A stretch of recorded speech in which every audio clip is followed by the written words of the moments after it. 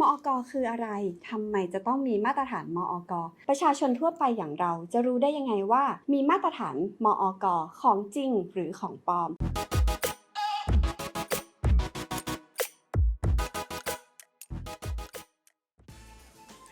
สวัสดีค่ะ พบกับออยนะคะ Power Connect Channel ค่ะ วันนี้เราจะมาพูดถึงกันในเรื่องของมาตรฐานมอก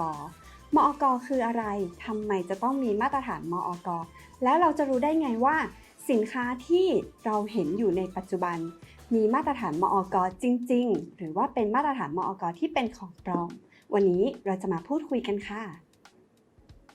เชื่อว่าหลายๆ ท่านยังมีข้อสงสัยเกี่ยวกับเรื่องมาตรฐานมอกอยู่บ้าง สำหรับบางท่านอาจจะยังเป็นเรื่องไกลตัว เพราะปัจจุบันอุปกรณ์ไฟฟ้าที่จัดจำหน่ายตามศูนย์การค้าเกือบทั้งหมดผ่านมาตรฐานมอกแล้ว ผู้บริโภคอย่างออยเอง และตัวท่านจึงไม่รู้สึกถึงการเปลี่ยนแปลงใดๆ มากนัก แต่ในด้านบริษัทหรือหน้าร้าน โดยเฉพาะผู้ผลิตอย่างเช่น Power Connect เองจะได้รับผลกระทบโดยตรง แล้วผลกระทบต่างๆ มีอะไรบ้างออยจะขออนุญาตพูดในพาร์ทต่อๆไปอีกครั้งค่ะ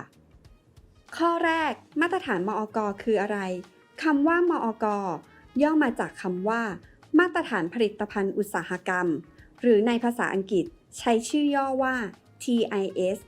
ซึ่งออกโดยสำนักงานมาตรฐานผลิตภัณฑ์อุตสาหกรรมหรือสมอ นั่นเองมาตรฐานมอกนี้จะมีใช้เฉพาะในประเทศไทยของเรากำหนดมาเพื่อให้คนไทยอย่างเราๆมีความปลอดภัยในการใช้งานอุปกรณ์เครื่องใช้เช่นเครื่องใช้ไฟฟ้าของเด็กเล่นหมวกกันน็อกวัสดุก่อสร้างเป็นต้นซึ่งในพาร์ทนี้ออยจะขออนุญาตพูดเฉพาะในรายละเอียดของอุปกรณ์ไฟฟ้าที่เกี่ยวข้องกับปลั๊กพ่วงปลั๊กไฟที่ Power Connect จัดจำหน่ายอยู่ในขณะนี้ค่ะ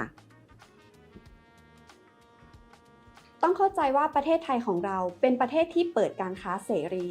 จึงทำให้มีสินค้าโดยเฉพาะอุปกรณ์ไฟฟ้าที่เข้ามาจัดจำหน่ายในประเทศของเรา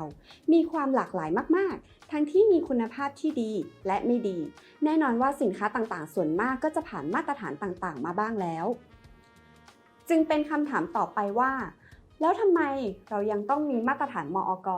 ในเมื่อสินค้าบางตัวก็ผ่านมาตรฐานสากลมาแล้วแน่นอนว่าสินค้าบางชนิดได้ผลิตและถูกทดสอบในสภาวะแวดล้อมหรือภูมิประเทศที่อาจจะแตกต่างจากประเทศไทยของเราเมื่อมีความหลากหลายก็ส่งผลให้การใช้งานร่วมกับอุปกรณ์ต่างๆทำได้ไม่ดีอ้อยขอยกตัวอย่างดังนี้นะคะ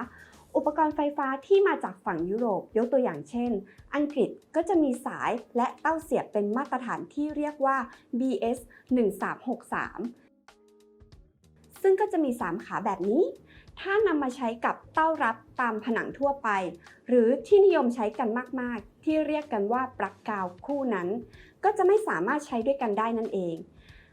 หรือหากเสียบใช้งานด้วยกันได้ก็จะเกิดปัญหาตามมาเช่นแน่นเกินไปบ้างหลวมบ้างทำให้อาการที่เกิดเรียกว่า Short Circuit และ Electrical Arc ซึ่งอาการเหล่านี้จะทำให้เกิดความร้อนสูงเป็นเหตุผลสำคัญที่ทำให้เกิดเพลิงไหม้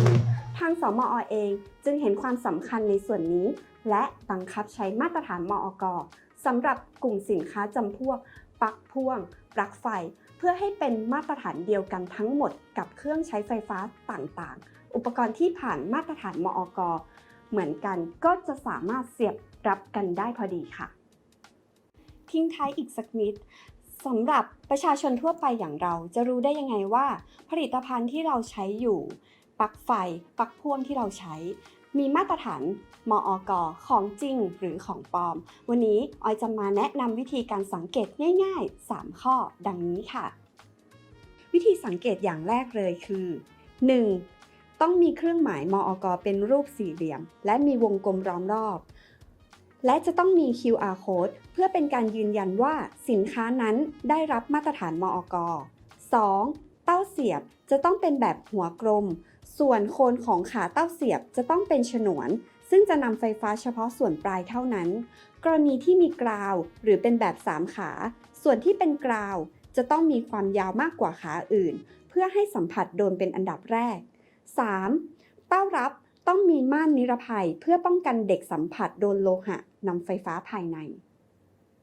รายละเอียดทั้งหมดนี้ออยจะใส่ข้อมูลลงไว้ใน description ด้านล่างนี้หากมีข้อมูลที่ต้องการสอบถามเพิ่มเติมสามารถแอดเรามาได้ที่ Line Official @PowerConnect